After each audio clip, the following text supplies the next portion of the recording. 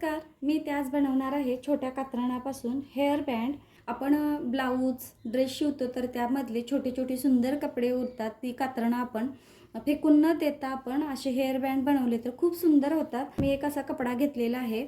आता हा एका ड्रेसमधलाच असा शिल्लक राहिला होता, तर तो आपल्याला असा इकडून असं स्ट्रेचेबल आहे, तर जिथून आपल्याला असा स्ट्रेचेबल आहे तिथून आपल्याला असा तिरका कट करायचा आहे। हे आपण 1.5 इंचाचा कपडा काढलेला आहे। तर बघा, कपडा हा कट करून घेतलेला आहे आणि याची ना रुंदी मी घेतलेली आहे 1.5 इंच, बरोबर 1.5 इंच रुंदी घेतलेली आहे। आणि असेच मी 3 कापड असे कट करून घेतलेले आहेत। तर इथं मी 3 अशा पट्ट्या कट करून घेतलेल्या आहेत आणि त्याची पूर्ण उंची आहे 14। तर त्याची पूर्ण उंची आहे 14। तर बघा, पूर्ण उंची 14 आहे। आणि जर आपल्याला मापाने हेअर बँड जर बनवायचा असेल तर मी इथे एक हेअर बँड घेतलेला आहे तुम्हाला इथं दाखवण्यासाठी। या हेअर बँडचा आपण पूर्ण माप बघायचं किती आहे। इथं बघा 14 आहे माप, याचं पूर्ण हेअर बँडचं माप। ह्या ज्या पट्ट्या कट केल्यात त्याचं सुद्धा पूर्ण उंची 14 आहे। तर आता इथं आधी आपण ह्या ज्या पट्ट्या आहेत त्या अशा घडी करून आपल्याला एका साईडनं अशी शिलाई करून घ्यायची आणि मग कपडा आपल्याला सरळ करून घ्यायचा आहे। चला, आधी मी शिलाई करते आणि मग मी तुम्हाला पुढची स्टेप दाखवते। शिलाई करून झाल्यानंतर मी कपडा सुद्धा सरळ करून घेतलेला आहे आणि ह्या अशा नॉट तयार झालेल्या आहेत। ह्या तिन्ही नॉट आता ह्या एकत्र करून घ्यायच्या आणि इथं मी एक असा हा चिमटा लावणार आहे आणि याची अशी ही आपल्याला वेणी घालायची आहे। बघा,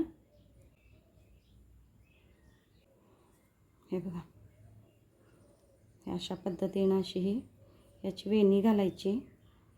वेणी घालते वेळी जास्त लूज किंवा जास्त टाईट वेणी घालायची नाही।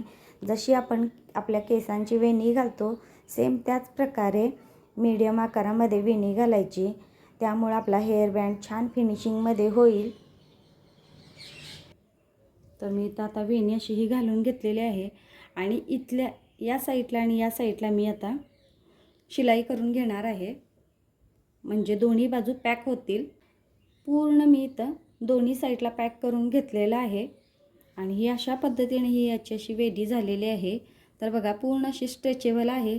आपण तिरक्या पट्ट्या काढल्या होत्या त्यामुळे ही वेणी पूर्ण स्ट्रेचेबल झालेली आहे। खालच्या साईडला कपडा जोडायचा आहे। तर इथं बघा, मी इथे एक कपडा काढून घेतलेला आहे आणि त्याची रुंदी घेतलेली आहे 2 इंच आणि पूर्ण उंची आहे 12 इंच। 12 इंच उंची आहे आणि ही वेणी बघा, आपण 14 इंचाचा कपडा काढला होता, तर वेणी याची 10 इंचापर्यंत वेणी झालेली आहे। 4 इंच ही वेणी घालून 4 इंच यामध्ये कमी झालेत। तर आता इथं आपल्याला हा जो मी 2 इंचाचा कपडा घेतलेला आहे तर त्यामध्ये मी इलास्टिक घालणार आहे। हे बघा, ही आहे इलास्टिक, ही आहे 7 इंच आणि हे आहे 12 इंच। तर 7 इंचाची मी इलास्टिक घेतलेली आहे। तर आधी आपण इथं असा हा कपडा घडी करून आपल्याला शिलाई करून घ्यायची आहे। त्याला मी शिलाई करून घेतलेली आहे आणि कपडा सुद्धा सरळ करून घेतला आहे।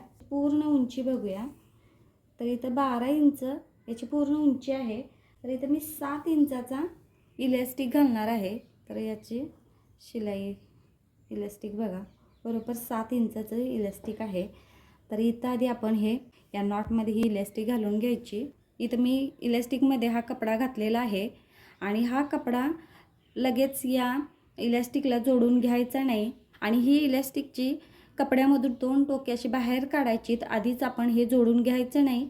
तर आधी आपल्याला काय करायचं आहे, जी आपण वेणी तयार केली होती ज्या कपड्याची, तर तिथं आधी आपल्याला ही 2 टोके इलास्टिकची इथं खालच्या साईडला हे जोडून घ्यायची। तर इथं बघा, हे अशा पद्धतीनं आणि हे अशा पद्धतीनं दोन्ही साईडला इथं अशा शिलाया करून घ्यायच्या। तर आधी मी शिलाई करते आणि मग मी तुम्हाला दाखवते। तर इथं मी दोन्ही बाजूला शिलाई स्टिक जोडून घेतलेली आहे आणि आता जो खालचा कपडा आहे तो आपल्याला असा वरच्या साईडला ओढून घ्यायचा.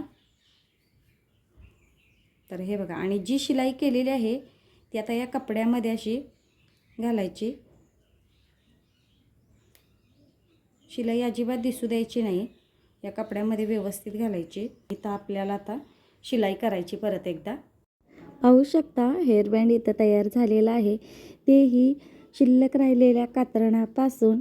आणि तुम्हाला हा व्हिडिओ कसा वाटला नक्की कमेंट करून सांगा. लाईक करा, शेअर करा, सबस्क्राईब करा. धन्यवाद.